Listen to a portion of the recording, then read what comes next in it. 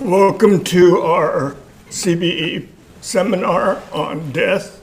I've been looking forward myself to this program because I would have to say, of all the questions, I don't know how many hundreds of tours I've done at my temple, almost consistently the question is, what do you believe after what happens to you when you die?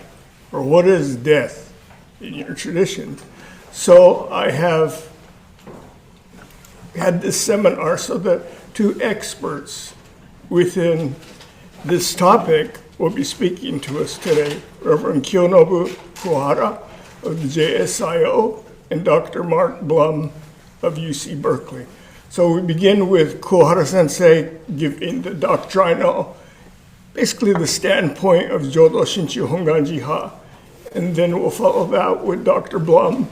And this afternoon, we'll have a question and answer by the two for any questions. So the people who are on Zoom, you can either put it in chat or you can just raise your hand, and Koichi hopefully can see it better than I can, so he can help with that.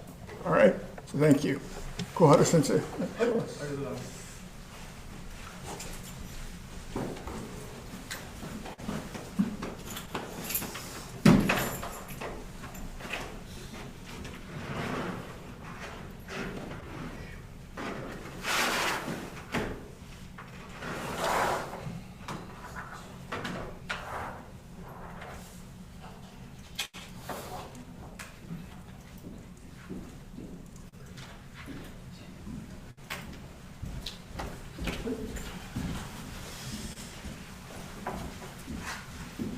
Good morning, everyone.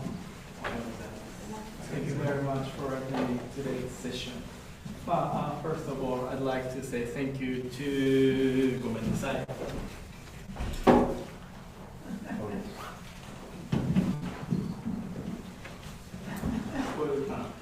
こいつあっちのマイクロフォン入ってる。それとも大丈夫？どっちも。もう少し近づけてお願いします。はい。Thank you. はい、すみません。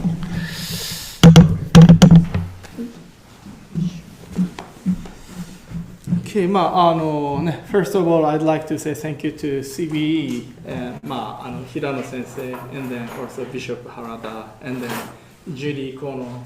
She's busy in the kitchen as usual to feed us nicely. ありがとうございます。Thank you for giving me this opportunity to share the Dharma. So, before I start, I would like to me, this is a seminar or session, but it's a Dharma gathering, so that's why I would like to read this in Japanese, 弔問の心得. So, if you can please put your hands together in Gassho. How to listen to the Dharma. I listen as if I were listening to the Dharma for the first time. I listen as if the message were spoken just for me. I listen as if this were my last opportunity to listen to the Dharma. In Japanese, 弔問の心得。この旅のこのご縁は初事と思うべし。この旅のこのご縁は我一人のためと思うべし。この旅のこのご縁は根性最後と思うべし。ナモアミダ仏。ナモアミダ仏。ナモアミダ仏。ナモアミダ仏。ナモアミダ仏。ナモアミダ仏。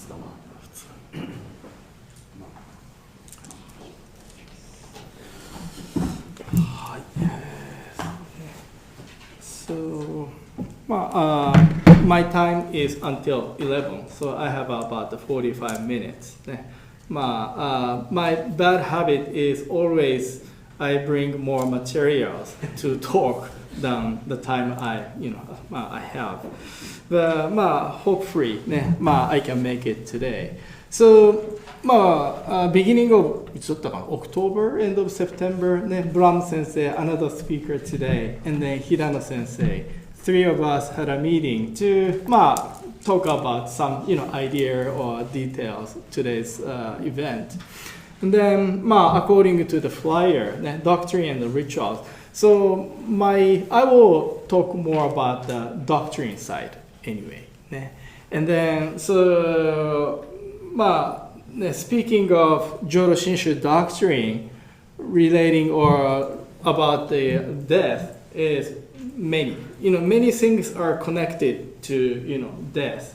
So that's why today, maybe I gave you a handout of my PowerPoint, kind of very wide, kind of covering many things, kind of very shallow or very thin. So maybe you can ask a question later, or going back to your temple, you can ask your senseis. Yeah.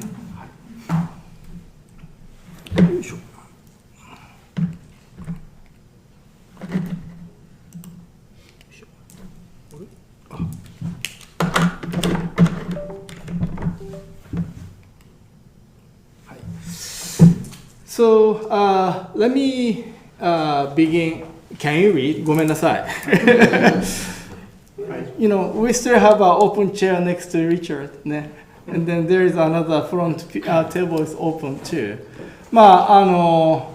Yeah, if you have difficulties, please take a front seat.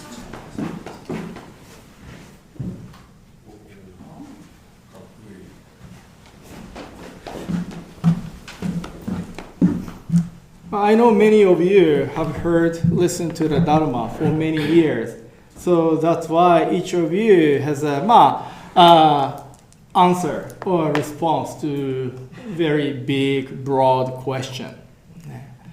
So let me answer it this way. So what is Buddhism? So Buddhism is a teachings taught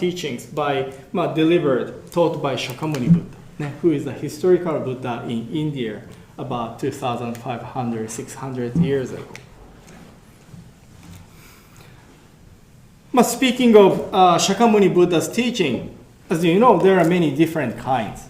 For example, the truth of impermanence. And sometimes, Dharma Sunday service, Dharma messages, we ministers talk about impermanence, especially funeral, memorial service time. And then very general response is, oh, sensei, this teaching sounds pessimistic, negative. So you're talking about the end of end of life, something, things are ending. Yeah. So the image of this teaching is somehow, connected, associated to end. Yeah. But to my understanding, the teaching of impermanence itself is talking about the constant change, right? Constant change. So, because of the funeral or memorial service, so once we are born into this world, someday we have to die. So we talk about the truth of impermanence in that context. So people kind of connect this teaching with end. But this teaching itself is talking about a constant change. So in other words, if we are really difficult situation, maybe bottom of the bottom in your life, don't give up, right? Because things are always changing. Your negative, tough, difficult situation will change. Hopefully, better direction. Or maybe getting worse, but we don't know. So this teaching of truth of impermanence, another approach is kind of teaching of hope too. Don't give up. Hang in there. Never give up. That is another kind of take of teaching truth of impermanence. But anyway, so especially Buddhism or Jodo Shinshu context, the truth of impermanence is always mostly funeral service or memorial services. So that's why death is very strongly, or end of life is strongly connected to this teaching. So since I talked about the truth of impermanence, so let me ask this question. Since all of you, many of you have a cell phone, then you can check. Ask this question to ChatGPT or Google. So how many people die a day on this earth? I don't know how many people, the world population on this earth now, but many people are living on this earth.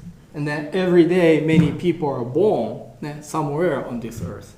But at the same time, many people die somewhere on this earth. According to my research, so this is the number, I think by WHO. So every day, over 150,000 people die. And every hour, over 6,000 people die. And every minute, over 100 people die. So we started this session from, say, like at 10 o'clock. So it's 10:18 now. So close to 2,000 people have died somewhere on this earth. Luckily, nobody in this room, and then nobody on Zoom, I believe. But so this is a reality of truth of impermanence. And then sometimes we are asked, I don't know sometimes, but if we are asked, when will you die? So many people don't think we may die today. We may die tomorrow. Oh, I don't think so. How about the next week? I don't think so. I mean, a year later, maybe possibly if we have any serious disease or sickness. But every day, this number of people die. I may be one of them. So the chance, the probability is much, much higher than winning a lottery or maybe jackpot, right? So in that sense, more practical take of the truth of impermanence is Buddha asks me, hey Kiyo, are you ready? Can you die today? I think that is a kind of message from this teaching. So to me, Buddhist teachings very nicely, realistically analyze, observe the kind of reality of this world, right? But we shouldn't stop there. So because of this reality, truth, then how should I live my limited life? Right? How should I apply this teaching to live better, to live more meaningfully? Right? So the truth of impermanence. In our head, maybe intellectually, we understand, because once I was born here, so that's why someday I will die. We understand here. But how seriously we take, the numbers. So to me, those numbers kind of, teaching of impermanence in numbers. So we should kind of think about the, seriousness, or think about how to take, this teaching more practically. So today, I read, especially the third thing, I listen as if this was my last opportunity to listen to the Dharma. Tomorrow, if you go to your temple, you can listen to the Dharma at the Sunday service. And then probably most temples next week, next Sunday too, we can listen to the Dharma. If you go to YouTube, there are tons of Dharma messages, videos. But next moment, I may die. Then how seriously we listen to the Dharma. And then today, some of you ordained Jodo Shinshu priest, and then you also not only listen to the Dharma, you also have a chance to give a Dharma message from the podium. And then one time, my good Dharma friend Hironaka Sensei, Hawaii, when we talk about this, so he pointed out that the third thing about us ministers, this is not just talking about the giving a Dharma message. Listen to the Dharma message. We ministers, when we give a Dharma message, are we okay with this? If this is my last Dharma message, am I okay? And then how do you prepare your each Dharma message? How seriously you prepare Dharma message, right? So we ministers talk about the teaching of impermanence. Again, so how seriously we take this teaching. So if we really take this teaching seriously, then each Dharma message especially ministers' assistants, very serious about message, so that we, if this is my last, Dharma message, okay, I'm okay. Saying so, it's really difficult to perfect Dharma message weekly, right? But it's nice to make best effort for us. Hi. Anyway, so teaching of impermanence, and then also speaking of Buddha's teaching is Fourth Noble Truth. This is also very famous, popular Buddhist teaching, the Four Noble Truths. So this is a really nice observation or analysis of human life, the reality of our everyday life. There are four things. And then I like this very logical approach. Maybe the first two issues, and then third, fourth path is kind of solution, how to solve the issues. And then the first two, cause and effect, and then third, fourth, cause and effect. So this teaching is very logical, easy to understand. And then Shakyamuni Buddha pointed out four essential and then inseparable sufferings for us humans: birth, aging, getting sick, and death. So the last one is today's topic, and then one of the most difficult, challenging, suffering for many of us: my own death, and then death of our loved ones. How to deal with, accept, overcome the issue of death. So in other words, this is a very essential, central teaching of Buddhism. That means, so Buddhism focuses on the issue of death. Issue of suffering, especially death too. And the solution is to overcome, to stop, remove suffering. So once we completely follow this teaching, then we can solve the issue of suffering, even including death. So that is, I say, Buddha. Buddha is the one who completely solved the issue of death or all human sufferings. Along with that line, let me ask another question. Then who is a Buddhist? What is Buddhism, and then who is a Buddhist? So I would say Buddhist is the one who appreciates the teachings and respect Shakyamuni Buddha, and then respectfully follow the guidance, teachings by Shakyamuni Buddha, so that one day, we can become a Buddha. So speaking of Buddhism, to me, to become a Buddha is very, very central thing. What is the core essence? What is core essence of Buddhism? It is a teaching, path, guidance for me, for each of you to become a Buddha. So to receive the guidance, Buddha's guidance, and then for us to walk the path of Buddhism, we go to the temple and then listen to the teaching. And then many of us go to Jodo Shinshu temple. And then there we listen to the Dharma. And then listening to the Dharma, we hear primal vow or pure land or other power or Nembutsu, Shinjin, we encounter, hear those Jodo Shinshu, words, Jodo Shinshu, doctrinal, things. So as I said, what is Buddhism? Buddhism is a path for each of us to become a Buddha. So to me, this is a kind of framework, or maybe context. So in other words, for us to have a better understanding of what the Amida Buddha is, or what the primal vow is, what the Nembutsu is, I think it is very important to try to understand within a context or framework.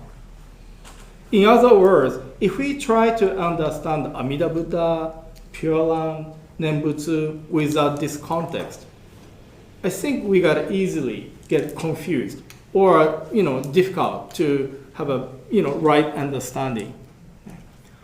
So Amida Buddha appeared on everything about the Jodo Shinshu teachings, those doctrines, for us to become a Buddha. Right? So that's why always connect all those teachings. But when you try to understand, go deeper those teachings, always have this idea, kind of context of me becoming a Buddha.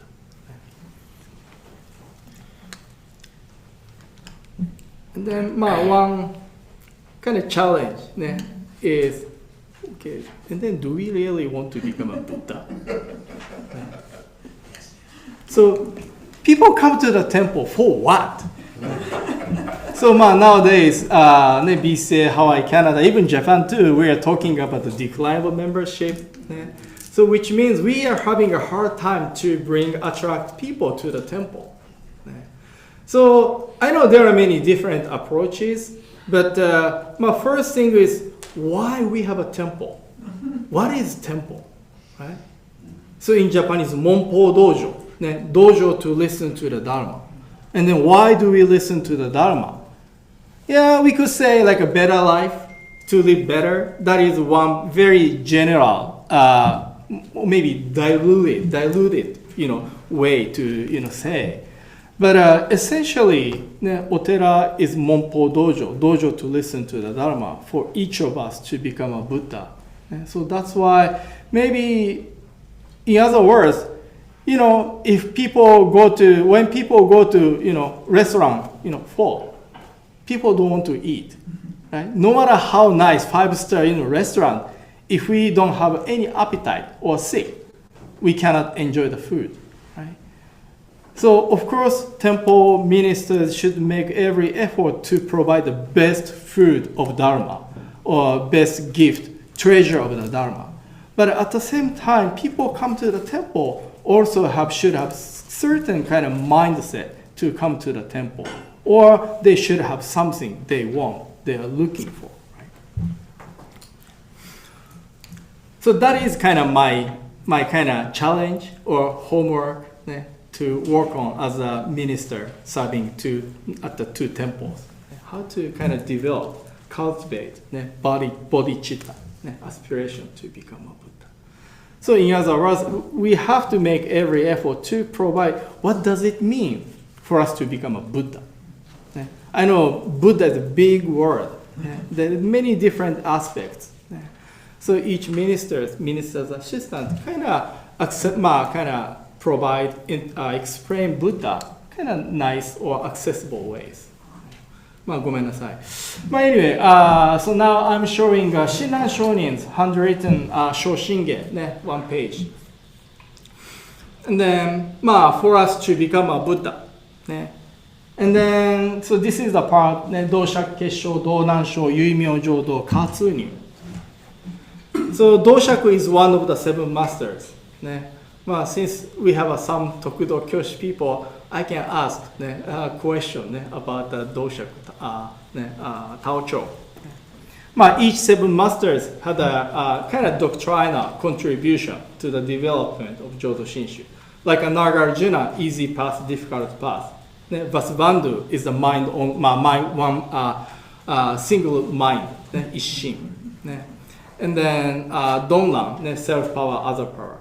And then how about the Taocho? I already put the answer. Yes, Igor.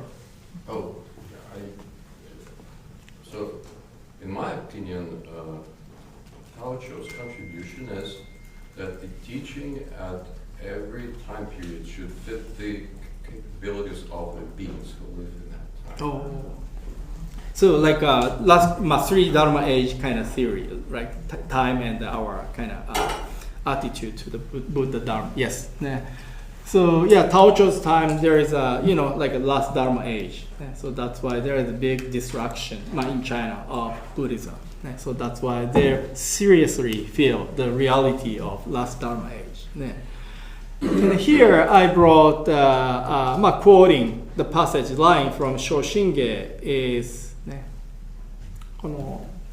where we attain Buddhahood. So Taocho categorized Buddhist teachings into two groups. So one Buddhist teachings, Buddhist path, is for us to become Buddha, to attain Buddhahood in this world with this body, like a Shakyamuni Buddha. To become a Buddha in this world within this lifetime. And then another Buddhist path is to attain Buddhahood in Buddha's land after this lifetime.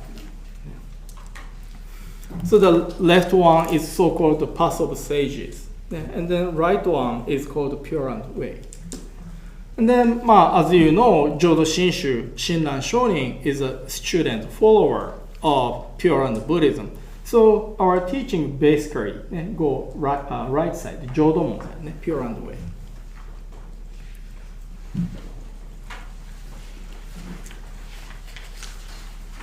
So because of that, so this is one basic idea of Buddhism.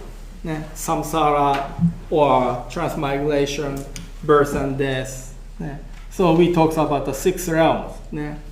And then in these 6 realms, we are now born into one realm.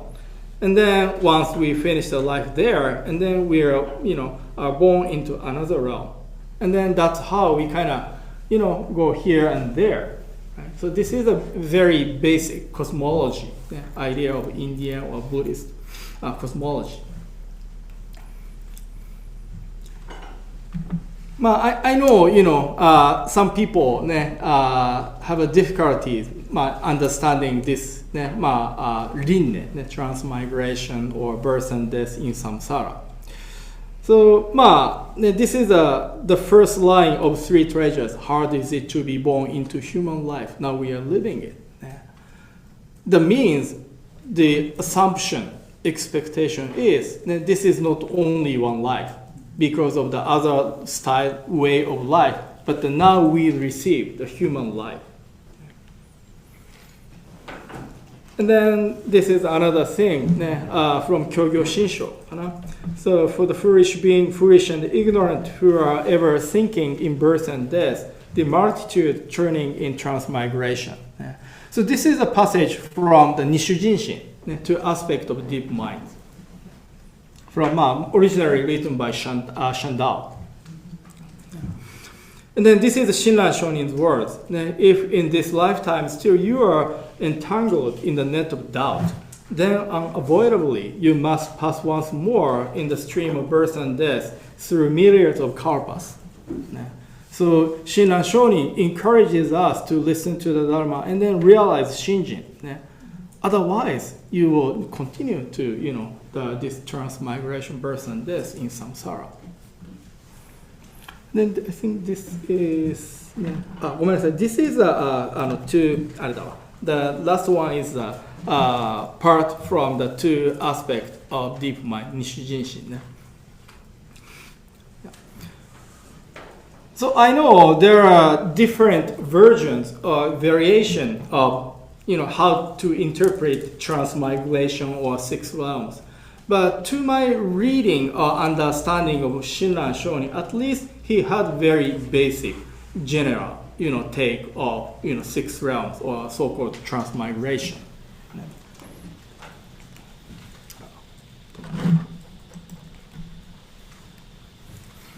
So we are like an inchworm, kind of endlessly making a circle on the edge of the bamboo.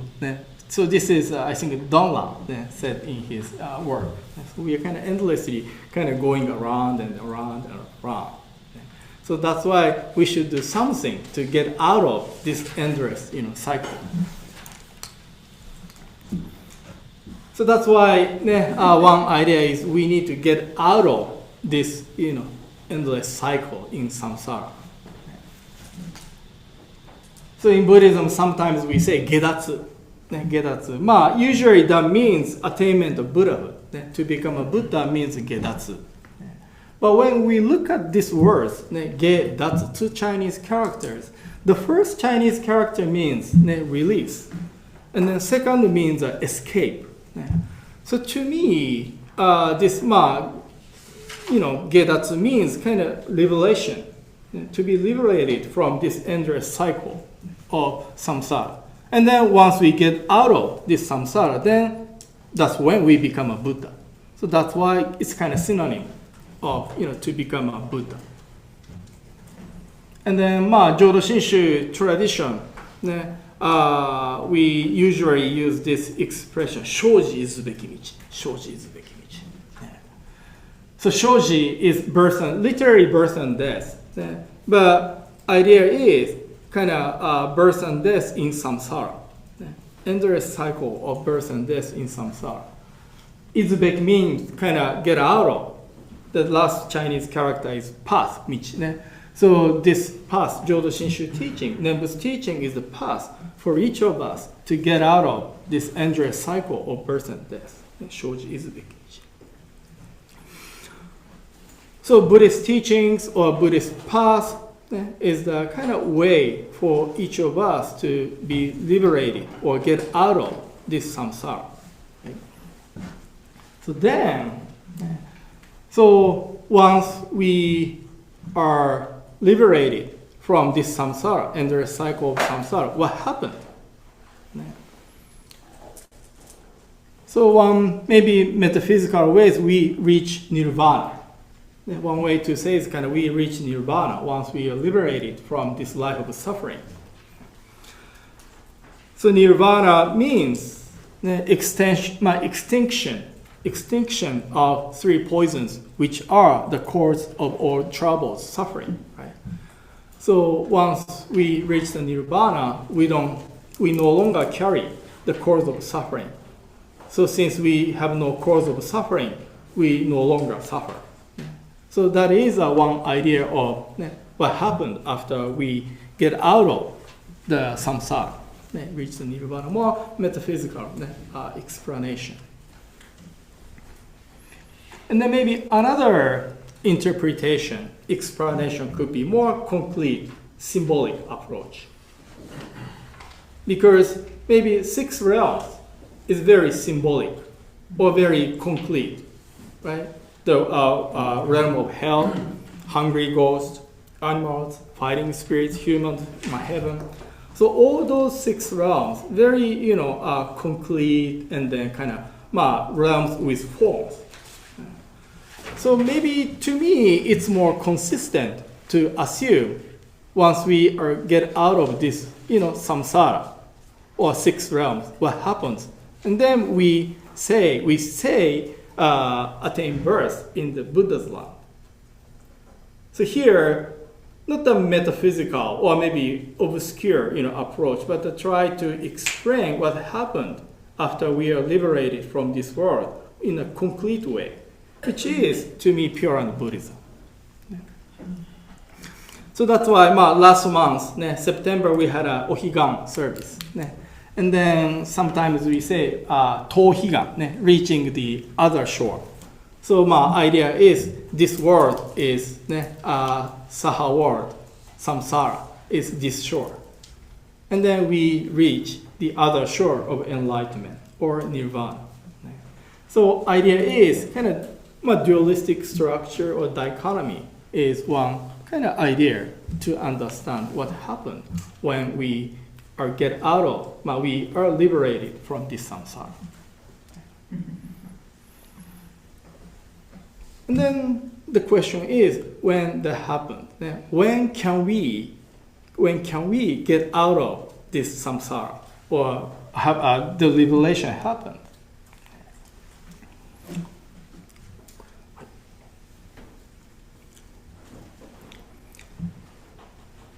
Today, I brought a couple passages by Shinran Shonin.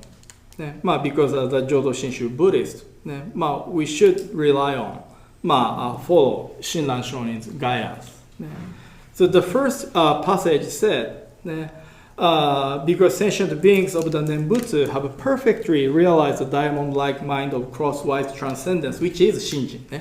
Realize the Shinjin. They transcend and realize great and complete nirvana on the eve of the moment of death.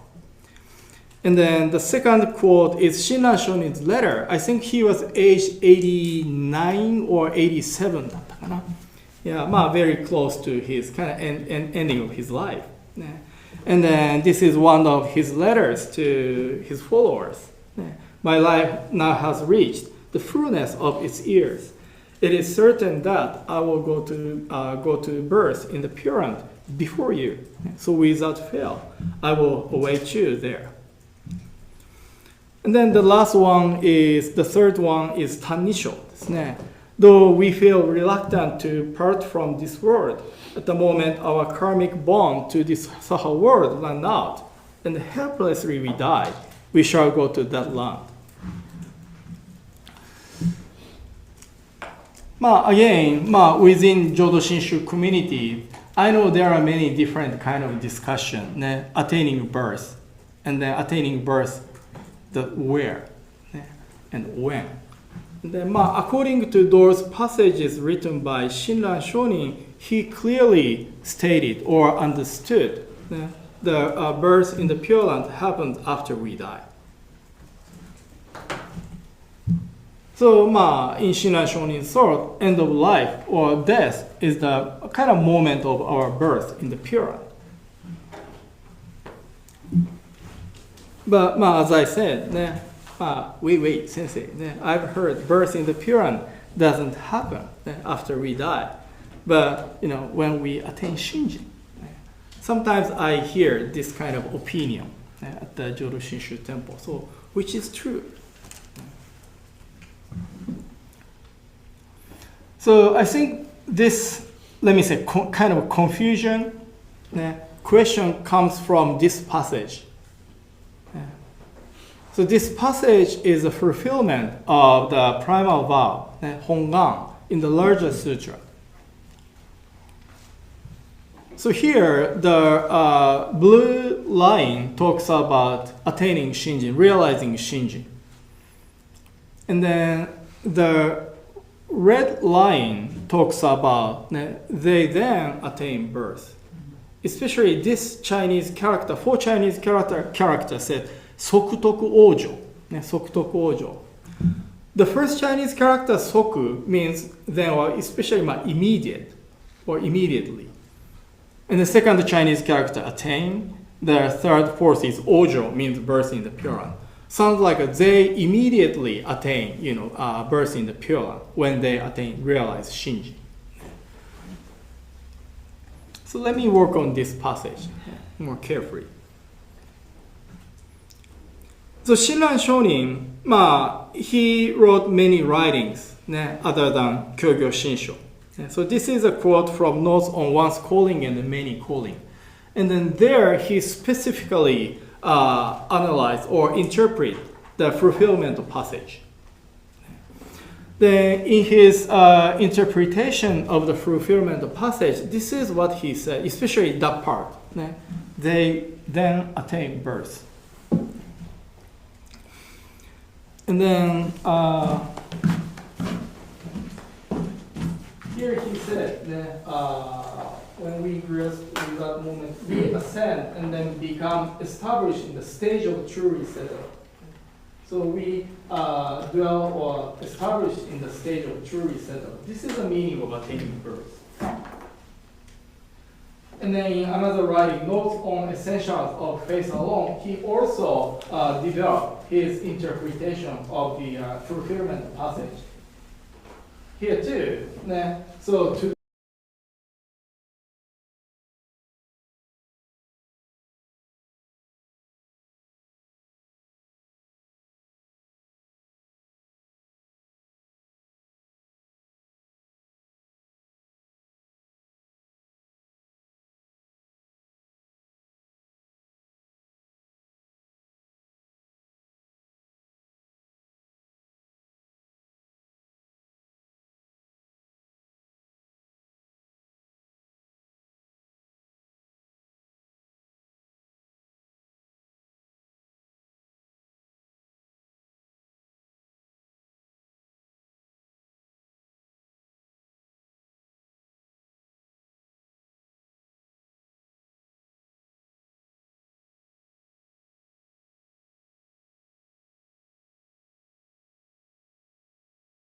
なるほど。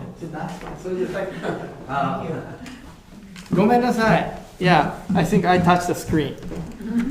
Thank you. Okay, so at the moment of attaining, realizing Shinjin, we dwell in the stage of non-retrogression. We dwell in the stage of truly settled. What are they? So in the Mahayana Buddhist tradition, we talk about the bodhisattva path. Each of us are like sattvas, beings searching for enlightenment or Buddhahood. And then this is one idea. There are 52 stages for us to ascend, to become a Buddha. So starting from stage 1, and then stage 52nd is the goal, is to become a Buddha. And then in these 52 stages, 41st is very, very, very, very important. The 41st stage is very important, which is called the stage of joy. Why? So bodhisattvas, practitioners, they dedicate the whole life to Buddhist practice. And then that's how kind of stage by stage, they kind of are going, from stage 1 to 2, 2 to 3, 3 to 4. That they gradually, make progress toward the goal, 52nd stage. But once they reach stage 41, then it is said there is no retrogression. In other words, until then, something happens, kind of lazy mind, or kind of did something wrong, they kind of going back, kind of lower, stages. But the 41st stage, there is no retrogression once they reach there. So that's why bodhisattvas, practitioners, they are so happy. So this is the stage of non-retrogression. So in other words, once bodhisattvas, practitioners reach the 41st stage, then the matter of time. So they just continue the practice. Someday, sooner or later, they are kind of assured to attain enlightenment, to become a Buddha. So that's why, above the 41st, kind of assurance of enlightenment. So that's say in the stage of truly settled to attain Buddha. So let me go back to this, Sokutoku Ojo. So Shinran Shonin said, when we realize the Shinjin, that is the moment we dwell in the stage of non-retrogression or truly settled. And then, of course, we are part of the Pure Land Buddhism. So we attain Buddhahood in Buddha's land or Pure Land. And then I go back to this question. So what happened when the attain birth in the Pure Land? When that happened? So in the Jodo Shinshu teaching, Shinran Shonin thought, at the moment of realizing Shinjin, we are settled or dwell the stage of non-retrogression, truly settled. And then once we die, and then we attain Buddhahood in the Pure Land. So this is, we call, doctrinally we call Gento Niya. So Jodo Shinshu teaching, this is a kind of discussion about the benefit. What kind of benefit do we have when we follow the Jodo Shinshu teaching? So to explain what do we receive from this teaching, doctrinally, traditionally, we call it Gento Niya. So that means present life, we are settled. This truly settled or non-retrogression. And then once we complete this life, after the moment of death, then we become a Buddha. We attain Buddhahood.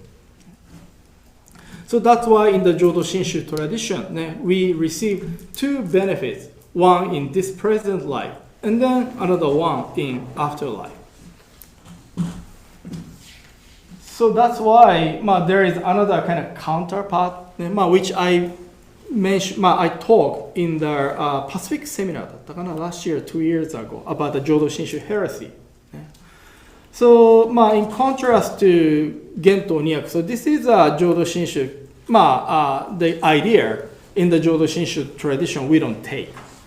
So Ichiyaku Bomon means, so at the moment of attaining Shinjin, we dwell in the stage of non-retrogression and attain Buddhahood here in this world. So this approach idea is, at the moment of attaining Shinjin, we become a Buddha, something like that. So that's why in the Jodo Shinshu tradition, this is not our teaching, this is not the interpretation.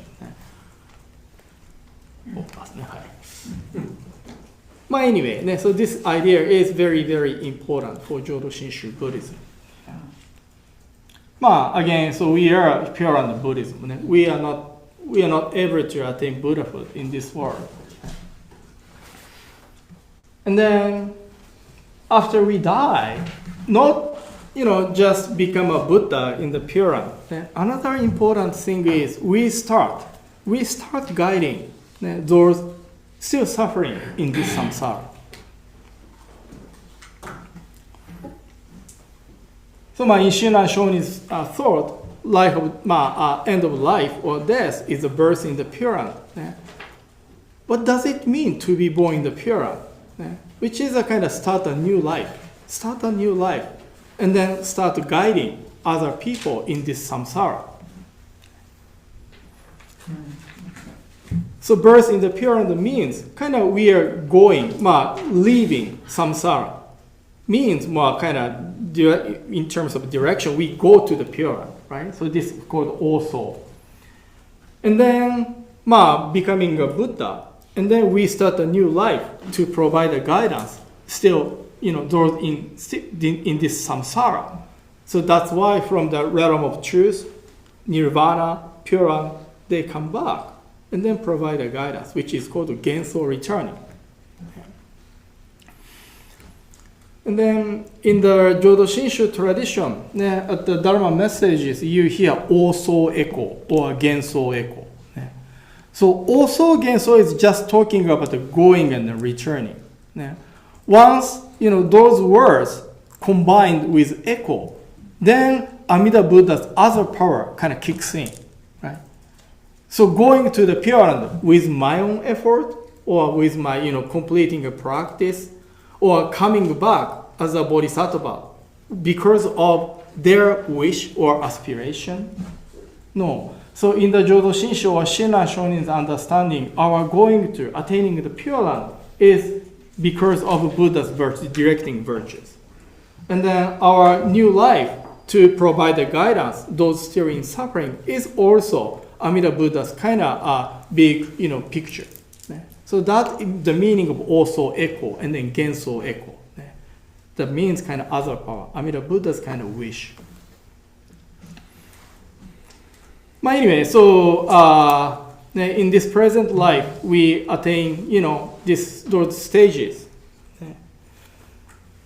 But of course, to reach the 41st stage, according to Mahayana Buddhist tradition, it takes many kalpas, many lifetimes.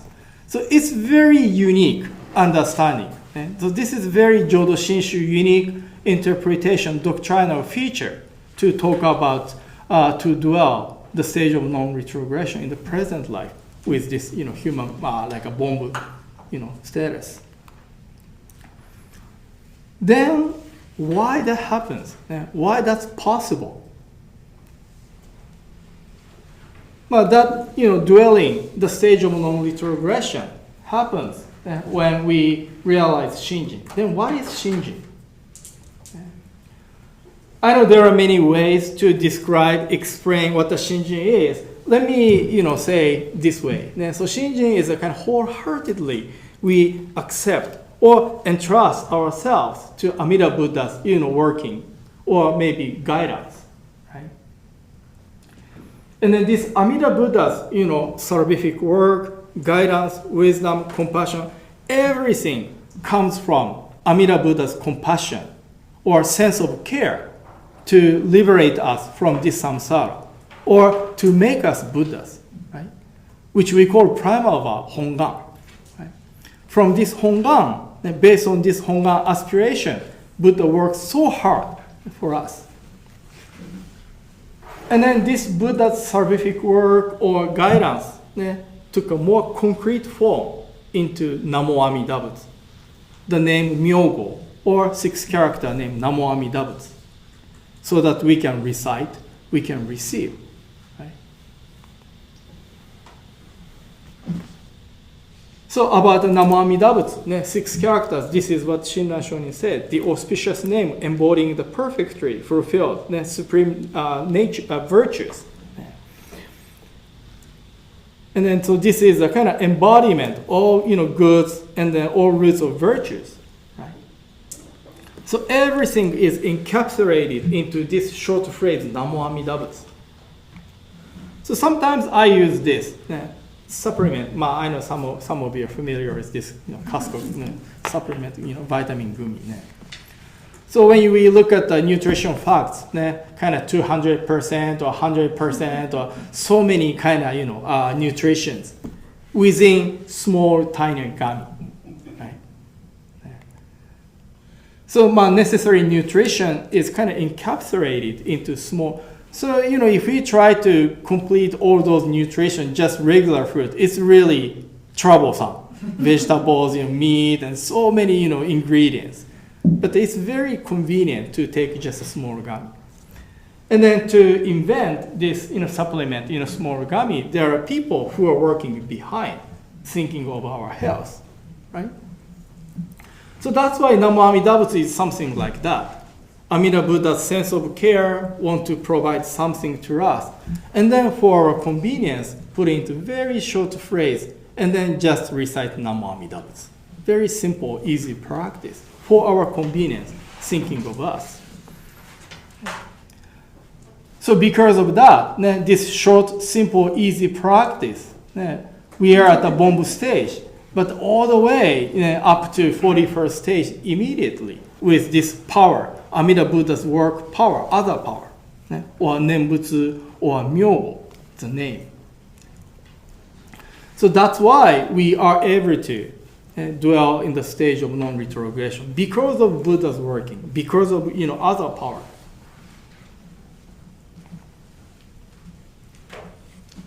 So that's why the Jodo Shinshu teaching is described as Heizei Gojo. Heizei Gojo. I'm talking about bringing so many 4-character doctrinal terms. Heizei Gojo means so daily life, everyday life. The goal usually karma, but here the meaning is condition, coordination or condition for us to be born into the pure, as the last Chinese character accomplished. So in our everyday life, our kind of karma or coordination for birth in the pure is completed at the moment of attaining, realizing Shinjin by deeply listening to the Dharma, by deeply appreciating Buddha's working. So there is a kind of counterpart to this Heizei Gojo. It's so-called Rinju Gojo. I think Brahma Sensei article talks partially talks about this.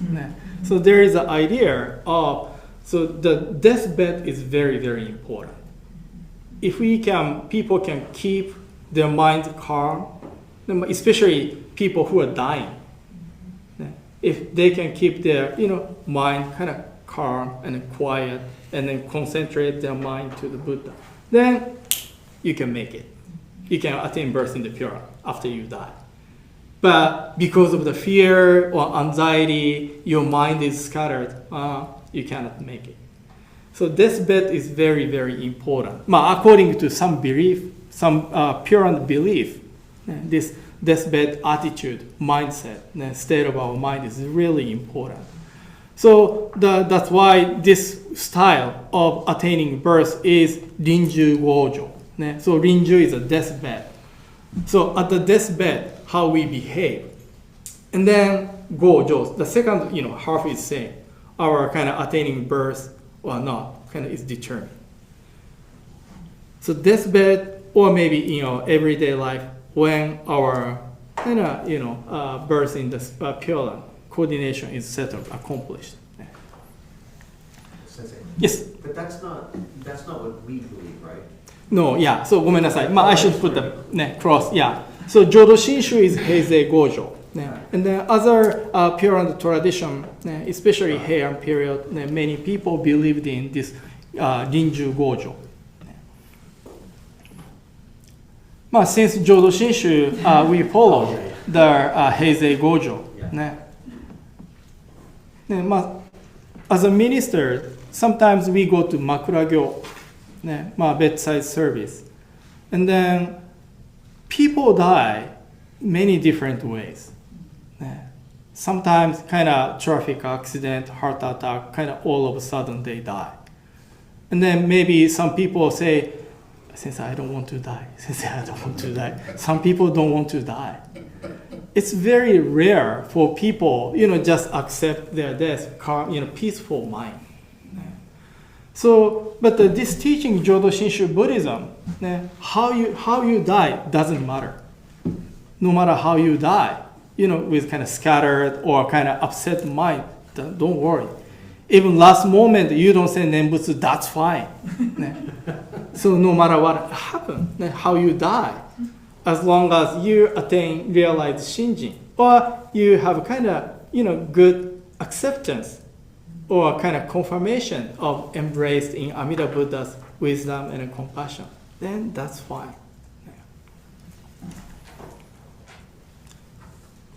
So in that sense, Jodo Shinshu tradition, death is a kind of, of course, practically speaking, it's a time of separation, ending my life. So for many of us, difficult to accept. But once we die, it's also the start of a new life. We are still connected, our loved ones, families, friends, spiritually. And then we can start a new life to provide a guidance to them. I think I have 2 more slides. I would end soon. So this is from Harada Sensei's book, a poem by Scott Morris. He had an ALS, incurable nerve disease. People just wait for death, losing the muscle control, right? And then this is as a Nembutsu practitioner or who received the Buddha's, Amida Buddha's compassion and guidance. This is what he said. I have ALS and I'm grateful. I'm grateful to retire early to be with my family. I'm grateful I have family and friends that are so supportive and helpful. I'm grateful I can still work and get around. When that is gone, I'm grateful I can still use my hands to feed myself.